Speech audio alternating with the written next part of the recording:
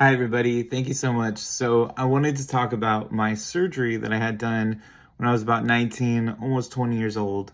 I'm 38 years old right now, so that would have taken us back around 2007. I want to talk to you guys about Gouty Tophi or Tophi Gout and let you guys know how it got to the point before surgery and also a couple tips and tricks. So the timing, let's go back even a little bit further. I was diagnosed at the age of 13 with gout. And during that time, I lived in Modesto, California, Stanislaus County. I didn't see a rheumatologist for 4 years, almost 5 years after I was diagnosed at the age of 13. When about 2016, me and my parents moved to Stockton, California. By that time, I was over the age of 18 and I was able to see a rheumatologist. So I was hooked up with a rheumatologist in Stockton, and she was incredible, amazing. I loved her.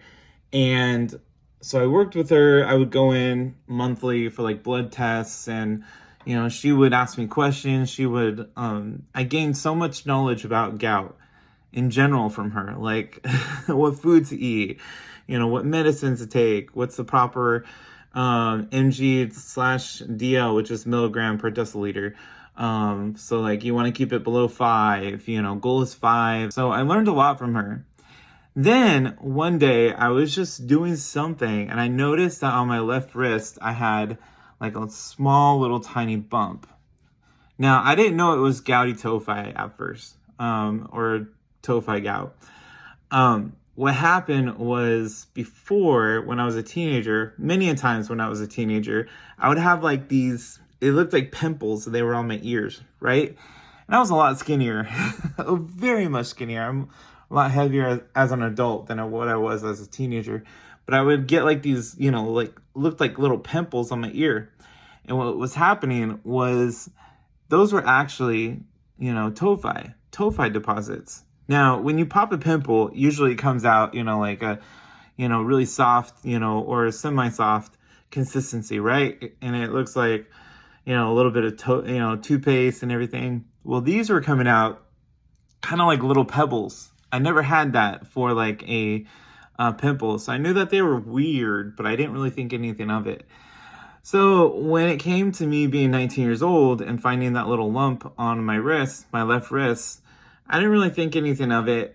I noticed it. I didn't really tell the doctor at all. I just, it is what it is, right?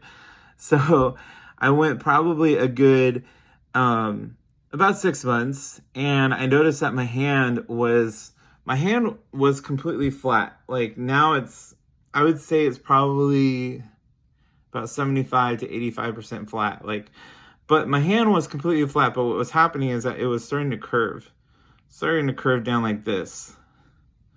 And then eventually, within 2 years, my hand was completely like this. And what was happening is that lump actually turned into a golf ball size tophi deposit. Now, my doctor didn't know if it was tophi or not, because when you do an MRI, CAT scan, X-ray, it doesn't necessarily show you anything. Now, the doctor was like, you know what? It's impacting your hand, your mobility, and it could be impacting your tendons. Let's go ahead and take it out. We don't know what it is, but she didn't know if it was that or if it was a tumor, like a benign tumor or something like that. So she's like, just be aware that, when you come out of surgery, a few days later, like when we get the results back, it could be anything. Don't get your hopes up. So I was like, okay, thank you so much. So I went into the surgery thinking that it was nothing, like it was fine. And it was only supposed to be an hour surgery. Well, it ended up being about 4.5, 5 hours surgery. And what they did is they had a scrape really close to, if not on top of the tendon. And it kind of ruined one part of the tendon. But they got it all out. But they had to scrape really hard. It wasn't like an easy, pull out. So they had to actually scrape into my tendon and a little bit below the tendon, pretty close to the bone, because it was that big. It wasn't just resting on top of muscle and everything. It was actually like in the crevices of my tendon. So it was nasty. It took a very long time. The doctors had to be very careful not to ruin my tendon.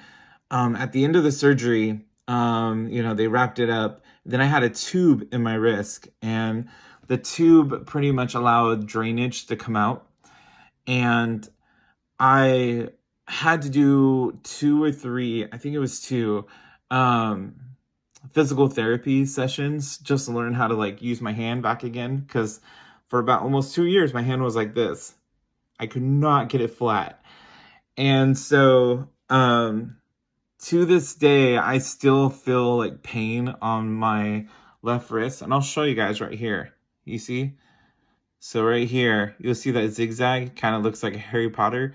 So it went from here, like right, I'll put this down real quick.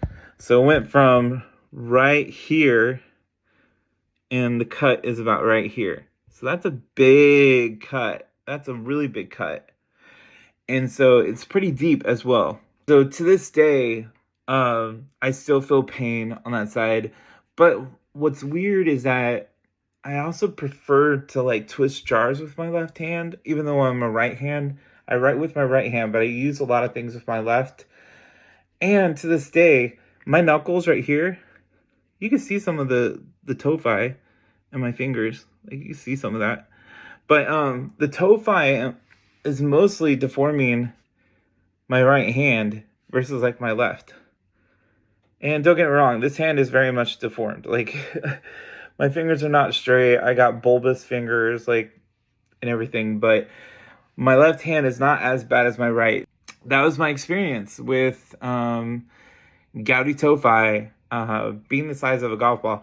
Now, when they took it out, remember, it was not, they didn't let me see it, but it was about this big, like this big, like big. It was huge. And it was hard. It was very hard. I mean, parts around it was soft, but it was hard from what they told me. And I was 19 when that developed. I was diagnosed at the age of 13, so it only took 6 years to basically get to that point. And during that 6 years, it only took probably 1 year, 1.5 years for that small little pebble of a bump to grow into a big golf ball, big, tennis ball size Gouty tophi. So when you're watching those videos about people like, you'll see them a lot. I have a tophi right here. You see that? That's tophi. You'll see them like squeeze it out. What will happen, I'll let you guys know with this. So like you can see it right there. It's a different color right there. But what will happen through time, and I mean through time, is that the tophi will go ahead and make its way, like push itself towards, and it's not at, people think it's just below like a thin layer of skin. No, it's a fat part of skin. But what it will do is it will make its way up from your blood vessel, like just above the bone and everything. It will make its way up, and it will start getting super white, kind of like a pimple, like right there. And then some people will just be like, oh, I can handle it. For like the very first time, or the first couple times, they'll go ahead and squeeze it and it'll come out. Like it's